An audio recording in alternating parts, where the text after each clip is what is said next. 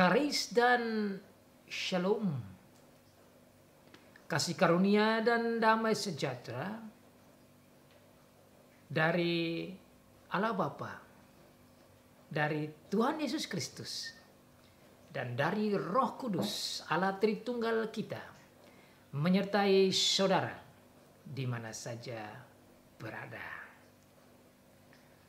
Selamat merayakan hari Natal. Semoga Natal ini membawa damai, membawa sukacita bagi saudara dan saya oleh karena karya perbuatan dari Tuhan Yesus Kristus dalam memberikan keselamatan bagi saudara dan saya. Grace and peace from God the Father, from the Son, and from the Holy Spirit, our triune God, be with you all wherever you are. Merry Christmas. I hope that you may have and enjoy a wonderful Christmas with your family and with the brothers and sisters wherever you are. The reading of the Word of God is taken from Isaiah chapter 40, verse 1 to 5.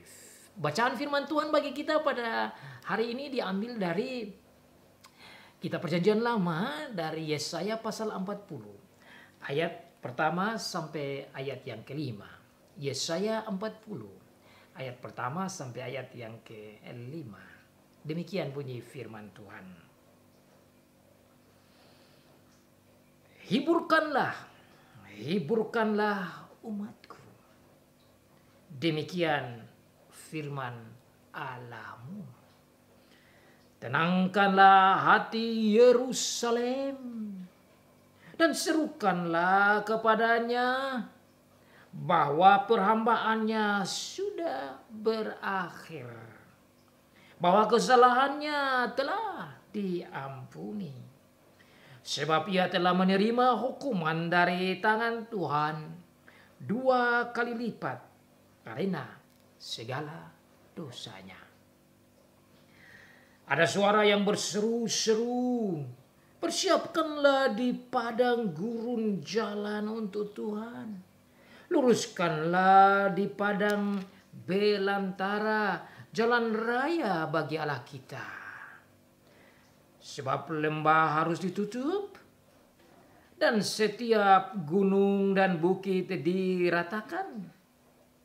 Tanah yang berbukit-bukit harus menjadi tanah yang rata, dan tanah yang berlekuk-lekuk menjadi dataran. Maka kemuliaan Tuhan akan dinyatakan, dan seluruh umat manusia akan melihatnya bersama-sama. Sungguh Tuhan sendiri telah mengatakannya. Demikian aja pembacaan firman Tuhan. Diberkati bagi setiap anak Tuhan yang membaca, yang mendengar, dan yang melakukan firman Tuhan. Siapkanlah dirimu dan sambutlah Sang Raja Damai. Siapkanlah dirimu dan sambutlah Raja Damai. Prepare yourself for the coming of the Prince of Peace. Prepare yourself for the coming of the Prince of Peace. Saudara, di dalam merayakan Natal di bulan Desember ini, saya mengambil teks-teks Perjanjian Lama. Kita telah belajar dari kitab Kejadian pasal 3 ayat 15. Di mana tatkala manusia jatuh dalam dosa, Tuhan Allah kita yang setia itu langsung datang dan membawa berita sukacita, berita keselamatan, yang sebenarnya berita Natal. Bahwa lewat keturunan perempuan akan datang Dia yang akan menghancurkan kepala si ular. Dan memang dia yang dimaksud, yaitu Tuhan Yesus Kristus itu telah datang dan telah mengalahkan si iblis itu dan menang bagi kita, bagi gerejanya. Selanjutnya dari kitab Kejadian pasal 12 ayat 3. Tuhan Allah kita yang sangat baik itu dan yang sangat setia itu memanggil Abraham dan berkata kepada dia bahwa lewat keturunannya, lewat dia, semua bangsa di muka bumi ini akan mendapat berkat. Dan benar, seperti dikatakan oleh Rasul Paulus dalam Galatia pasal 3 ayat 16. Bahwa yang dimaksud dengan keturunan Abraham itu tidak lain yaitu Tuhan Yesus Kristus sendiri. Yang telah datang, yang telah mati demi keselamatan kita. Dia lahir untuk keselamatan kita. Minggu lalu saudara kita lagi-lagi melihat dari kacamata perjanjian lama, yaitu kitab Yesaya pasal 9 ayat 5. Yang berbicara tentang kedatangan anak dan putra yang diberikan oleh Allah Bapa yang setia. Oleh Yahweh Allah perjanjian. Bahwa dia adalah penasihat yang ajaib. Dia adalah Allah yang maha tinggi. Dia juga adalah Raja Damai. Yang sekaligus menjadi Bapa yang kekal. Raja Damai inilah yang kita rayakan kelahirannya di Natal. Raja Damai inilah yang dibicarakan di dalam Yesaya pasal 40 sekarang. Bagaimana Tuhan memberitahukan kepada bangsa Israel yang ada dalam kesusahan oleh karena dijajah, dibuang oleh karena dosa-dosa mereka. Tuhan datang menjanjikan kedatangan Sang Raja Damai itu. Di mana umat Tuhan harus mempersiapkan diri untuk menyambut kedatangan Sang Raja Damai itu di perjanjian lama. Jadi saudara, di perjanjian lama mereka sudah bisa melihat Natal itu sendiri. Nanti di perjanjian baru Tuhan menggenapi akan janji kedatangan Raja Damai itu. Tetapi jauh di perjanjian lama di kitab Yesaya pasal 40 ini, Tuhan tidak membiarkan umatnya dalam keadaan susah dan menderita.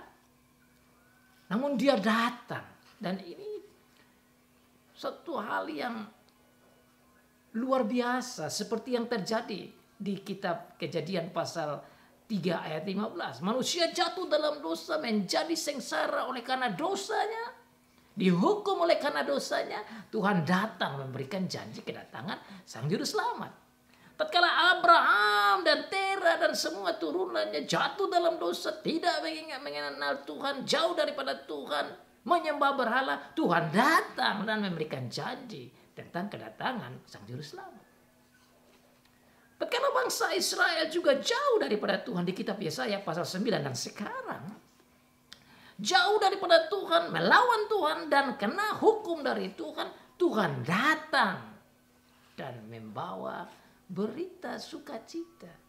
Makanya Tuhan katakan dalam Yesaya pasal 40 di sini. Dia katakan, hiburkanlah, hiburkanlah umatku. Mengapa Tuhan berkata hiburkanlah, hiburkanlah 2 kali? Karena dia melihat bahwa umatnya itu ada di dalam kesengsaraan. Kesengsaraan karena apa? Karena dosa-dosanya. Karena kesalahannya. Karena ketidakpercayaannya. Karena keras kepalanya. Karena perlawanan mereka kepada Tuhan. Dan mereka meninggalkan Tuhan, maka mereka mendapat hukuman dari Tuhan. Bahkan dikatakan hukuman 2 kali lipat.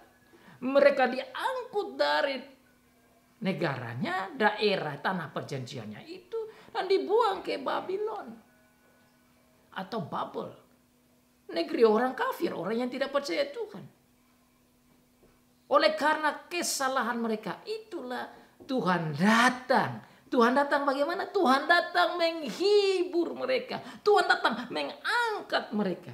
Tuhan datang menolong mereka. Sekali lagi menggarisbawahi kasih dan kesetiaan dan kebaikan dan kepedulian dari Tuhan sebagai Allah yang setia. Dan inilah sekaligus berbicara tentang kedatangan Tuhan Yesus Kristus sebagai Raja Damai. So you see here again and again, every time when the people of God fell into sin, did not want to listen to God. God as the Father and Creator, lovable Father, came down, finding them, giving them the solution. Just like in Genesis chapter 3 verse 15, Genesis 12 verse 3, Isaiah 9 verse 5, now Isaiah 40 verse 1 to 5, you can see when the people fell into sin, went against God as the Father, as the Creator, God came down finding them. Amazingly, God did not leave them. Luar biasa, Tuhan tidak meninggalkan mereka di dalam kesengsaraan, di dalam penderitaan itu. Ini menunjukkan betapa setianya Tuhan, betapa baiknya Tuhan, bahwa mereka tidak dibiarkan dalam penderitaan itu dan tidak dihukum selama-lamanya. Mengapa? Karena Tuhan peduli. Tuhan adil, tetapi Tuhan juga Maha Pengasih. He is the justice God, but He is also a lovable God. Dia Allah yang adil, tapi dia juga Allah yang Maha Pengasih. Makanya sebagai Allah yang Maha Pengasih, dia datang lewat hambanya Yesaya. Dia sampaikan kepada umatnya supaya umatnya diangkat kembali. Dia katakan, hiburkanlah, hiburkanlah. Bahkan dia katakan 2 kali, hiburkanlah, hiburkanlah. Kenapa? Karena mereka juga kena hukum 2 kali lipat. Itu dikatakan di ayat yang kedua. Sebab ia telah menerima hukuman dari tangan Tuhan 2 kali lipat karena dosanya. Karena sudah kena hukum 2 kali lipat, artinya lebih dari yang seharusnya dia mampu, yang berat, sekarang dia harus dihibur 2 kali lipat. 2 kali lipat menunjukkan beratnya hukuman yang ia terima, yang mereka terima karena dosa-dosa mereka. Dan 2 kali lipat itu adalah adil. Itulah cara Tuhan. Tuhan memberikan mereka hukuman 2 kali lipat. Karena memang kesalahan mereka sendiri. Maka keadilan Tuhan datang. Namun di pasal 40 ini, di balik keadilan Tuhan terdapat kebaikan Allah. Kecintaan dan kasih Allah. Sama juga saudara. Tatkala Tuhan Yesus lahir di sini. Dalam kita merayakan akan hari Natal, hari kelahiran Tuhan Yesus, menunjukkan sekaligus tentang bagaimana Tuhan Allah mau mengangkat kita, mau menghibur kita dari kesengsaraan kita.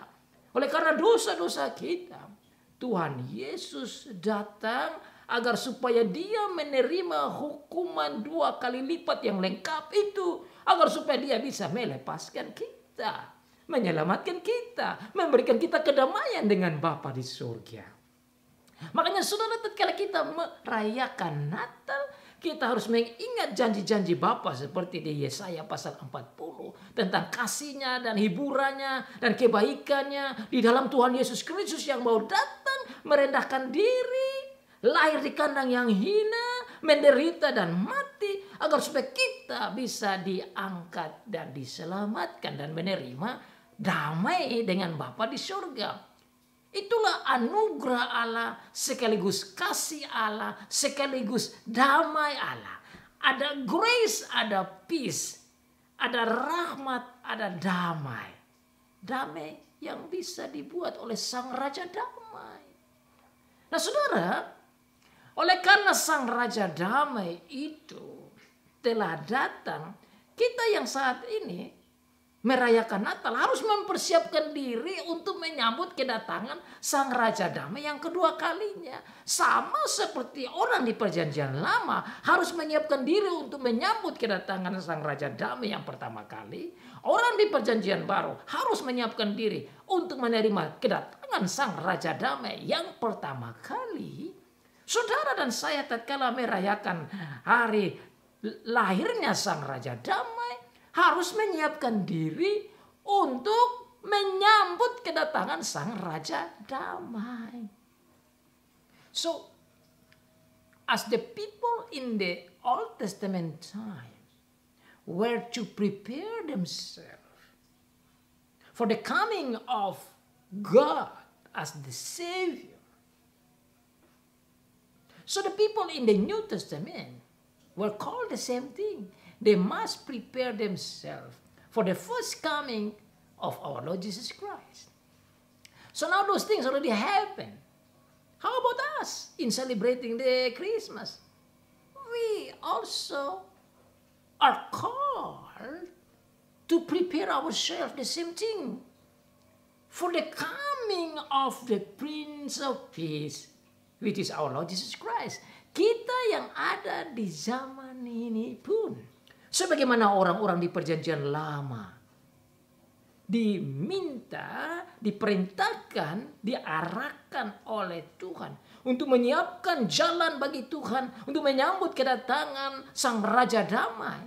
Dan juga jemaat Tuhan di Perjanjian Baru dipanggil untuk menyiapkan diri, menyambut kedatangan Tuhan Yesus yang pertama kali. Kita juga sama. Makanya dikatakan di sini ada suara yang berseru-seru. Persiapkanlah di padang gurun jalan untuk Tuhan. A voice of one calling in the desert, prepare the way for the Lord. Saudara, ayat ini saudara tentu ingat apa yang Tuhan katakan di dalam kesaksian Injil. Di dalam kitab Matius pasal yang ke-3 dikatakan bahwa pada saat itu tampil seorang yang menyiapkan jalan bagi Tuhan sebagai forerunner, perintis jalan untuk kedatangannya Sang Raja Damai. Pada waktu itu tampillah Yohanes Pembaptis di padang gurun Yudea dan memberitakan, bertobatlah sebab kerajaan surga sudah dekat. Dia berbicara di padang gurun. Dia berbicara tentang persiapan diri menyambut kedatangan Sang Raja Damai itu. Bagaimana cara menyambut Sang Raja Damai? Tidak lain yaitu harus bertobat, harus kembali kepada Tuhan. Sebab sesungguhnya dialah yang dimaksudkan Nabi Yesaya ketika ia berkata, ada suara orang yang berseru-seru di padang gurun, persiapkanlah jalan untuk Tuhan, luruskanlah jalan baginya.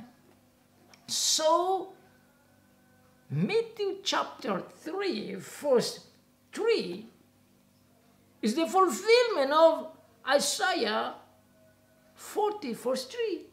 Matius pasal 3 di sini. Ayat yang ketiga di sini. Memenuhi, menggenapi apa yang dikatakan oleh Tuhan lewat Nabi Yesaya dalam Yesaya pasal 40 ayat 3 tentang suara yang berseru-seru itu digenapi oleh Yohanes Pembaptis yang menyiapkan hati bangsa Tuhan menyambut kedatangan Sang Raja Damai. Saudara, inilah yang harus kita pelajari di merayakan Natal seperti begini. Kita melihat apa yang Tuhan bicara, Dia genapi. Dan ini juga sudah dibicarakan sebelum Yohanes Pembaptis dilahirkan.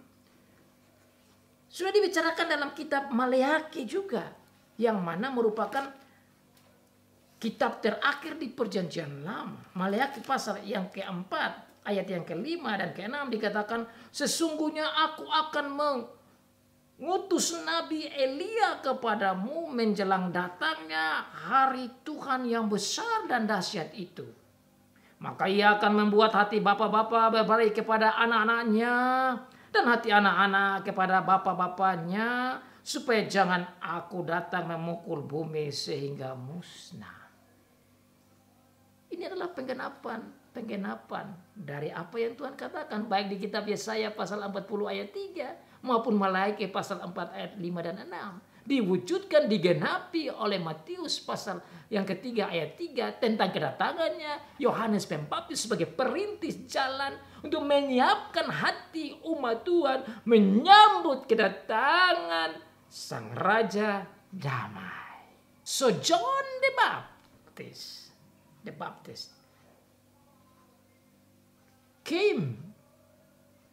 was born as the fulfillment of the promise of God in Isaiah 40 verse 3 as well as Malachi 4 verse 5 and 6.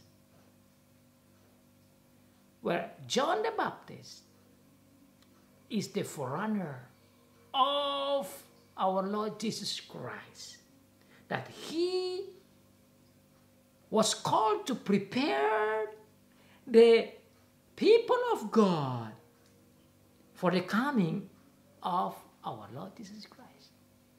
Jadi saudara, bangsa Israel itu diatur oleh Tuhan di perjanjian lama, baik di Yesaya maupun di Malaki, untuk menyiapkan diri mereka menyambut kedatangan Sang Raja Damai. Yang sama juga di perjanjian baru, sebelum Tuhan Yesus datang, Tuhan mengutus Yohanes Pembaptis untuk menjadi perintis, menggerakkan, merubah, mengkhotbahkan tentang khotbah pertobatan, agar supaya bangsa Israel bertobat dari dosa-dosanya dan menyiapkan diri menyambut kedatangan Sang Raja Damai. Itulah maunya Tuhan. That is the willingness and the desire and the plan and the goal of God before our Lord Jesus Christ was born. They must prepare themselves for the coming of the Prince of Peace. Mereka harus menyiapkan diri mereka untuk menyambut kedatangan Sang Raja Damai. Di perjanjian lama harus menyiapkan diri untuk menyambut kedatangan Sang Raja Damai, yaitu Tuhan sendiri.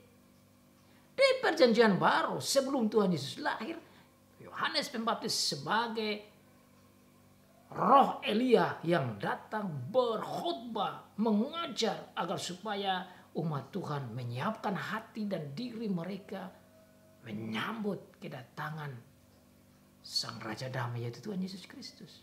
Nah saudara, bagaimana saudara dan saya? Loh, kita juga sama. Makanya saudara, dalam merayakan Natal seperti begini, kita harus merefleksikan akan firman-firman Tuhan seperti ini dan menanyakan diri kita, apakah kita mau dan siap dan sedang menyiapkan diri kita untuk menyambut kedatangan Sang Raja Damai? Atau kita sibuk dengan hal-hal yang jauh dan berbeda dari apa yang Tuhan mau? Sebab merayakan Natal tidak lain seperti yang Tuhan bicara di kitab Yesaya pasal 40. Tidak lain seperti yang Tuhan bicara dalam Matius pasal yang ketiga ayat 3 dan seterusnya yang dilakukan oleh Yohanes Pembaptis. Tuhan mengirim nabi-nabi hamba-hambanya agar supaya bangsanya, umatnya menyiapkan diri mereka menyambut kedatangan Sang Raja Damai yang pertama itu. Apa yang harus mereka siapkan? Hatinya bagaimana? Dikatakan dalam Yesaya pasal 40 ayat yang ketiga selanjutnya, bahwa dalam menyiapkan jalan untuk Tuhan, maka jalan itu harus diluruskan. Dibicara tentang jalan. Jalan harus diluruskan, lembah harus ditutup, gunung-gunung, bukit-bukit harus diratakan, tanah yang berbukit-bukit harus menjadi tanah yang rata, tanah yang berlekuk-lekuk menjadi dataran. Apa maksudnya? Maksudnya tidak lain berbicara tentang hati. This is talking about the heart, the life, the attitude, the character of the people of God. To live according to God's will, to obey God, to love God, and go back to God and follow God. And so they can prepare themselves to have the Prince of Peace. Nah, apa yang dimaksudkan tatkala dia katakan tentang jalan harus lurus? Ya, jalan yang harus lurus tidak lain berbicara tentang jalan hidup. Ini adalah bahasa-bahasa simbolis. Karena memang kalau raja mau datang, kalau presiden mau datang, memang rakyat diminta untuk menyiapkan jalan-jalan supaya bersih. Supaya yang bengkok-bengkok itu diluruskan. Supaya yang naik turun itu diratakan. Agar supaya sang raja bisa jalan dengan indah dan damai dan menikmati perjalanannya. Memang di dunia saja begitu. Kalau saudara mengingat tentang kedatangan presiden kapan saja, itu selalu sebelum dia datang. Itu diminta agar supaya setiap jalan itu diperbaiki, diratakan, dibuat baik supaya tatkala dia datang, dia bisa berjalan dengan indah. Itu berbicara tentang kedatangan raja atau presiden atau pimpinan negara secara lahiriah, secara politik dunia. Tapi ini Tuhan gunakan kata-kata bahasa perlambang ini yang bermakna rohani.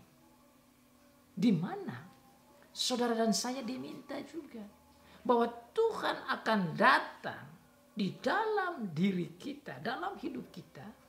Maka setiap hidup kita sebagai orang percaya harus diluruskan. Kalau kita sombong seperti gunung, seperti bukit, hati kita penuh dengan kesombongan, harus dibuang itu kesombongan. Harus diratakan. Kalau kita mutar-mutar, harus diluruskan. Kalau kita berjalan dengan kejahatan, harus diperbaiki. Itu yang dibicarakan di ayat selanjutnya, baik ayat 3, ayat 4. Bahwa hidup bangsa Tuhan, umat Tuhan harus diperbaiki dalam arti harus bertobat. Seperti yang dikatakan dalam Matius 3 ayat yang ketiga tadi. Pekerjaan dari Elia. Supaya ada kedamaian antara manusia dan Tuhan. Ada ketaatan dan kasih umat dengan Tuhan. Sehingga dikatakan hati bapak-bapak berbalik ke hati anak-anak. Hati anak-anak berbalik kepada hati bapa. Tidak lain berbicara tentang love, cinta kasih. People of God must love each other. Must respect. Must obey God. Must listen to God. Must love God. And must love themselves. Look after themselves. Jadi saudara tidak lain berbicara tentang cinta kasih. Umat kepada Tuhan, umat kepada umat sesamanya dan untuk diri. Jadi saudara menyiapkan diri di Natal menyambut kedatangan Tuhan yang kedua kali. Tidak lain kita dipanggil untuk memiliki cinta kasih. We must have the love of God. Itulah tujuan dan panggilan Natal. Natal memanggil kita untuk memenuhi diri kita dengan cinta kasih.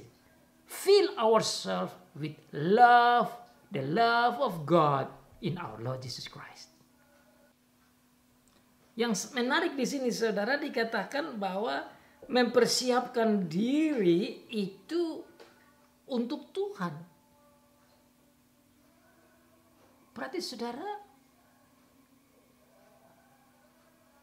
Matius pasal 3 sebagai penggenapan Yesaya pasal 40 ayat 3 yang diungkapkan oleh Yohanes Pembaptis dan berbicara tentang kedatangan Tuhan Yesus.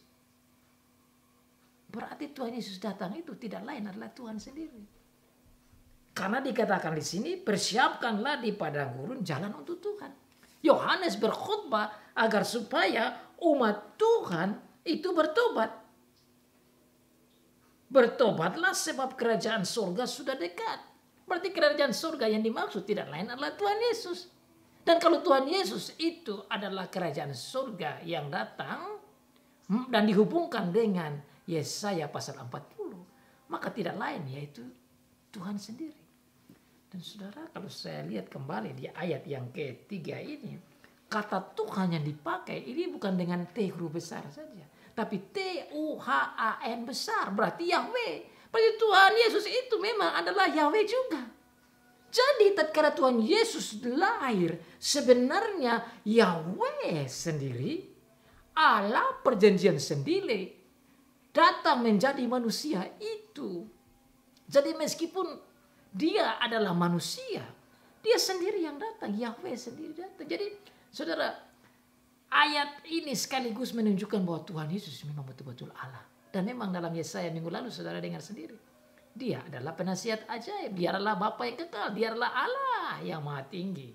Dan juga itu dikatakan sekaligus dalam kitab Lukas yang juga kita baca. Tatkala malaikat Gabriel datang dan berbicara kepada Maria, dia bilang, anak yang engkau lahir ini harus namakan dia Yesus karena dia adalah anak Allah yang maha tinggi. Dia adalah Tuhan sendiri dan dihubungkan dengan di sini Tuhan huruf besar, maka Tuhan mau katakan kepada kita bahwa dia sendiri datang. Tuhan Yesus itu datang ya Yahweh juga. Makanya Tuhan Yesus bilang, apa? Aku dan Bapa satu. Jadi saudara, tatkala kita lihat begini, kita harus bersyukur bahwa Tuhan itu datang dalam Tuhan Yesus. Dia sendiri datang. Di dalam Tuhan Yesus ada Bapa, di dalam Tuhan Yesus ada Roh Kudus, sehingga saudara tatkala kita merayakan akan kelahiran Tuhan Yesus, kita boleh ingat bahwa Tuhan sendiri sebagai Allah yang setia itu datang menjadi manusia. Itu menunjukkan dalamnya cinta kasih Allah yang mau menyelamatkan kita, dia sendiri datang. Jadi saudara, yang bisa memberikan kita keselamatan bukan manusia. Yang bisa memberikan kita keselamatan adalah Allah sendiri. Dan supaya Allah bisa memberikan keselamatan kepada kita, dia harus menjadi seperti kita.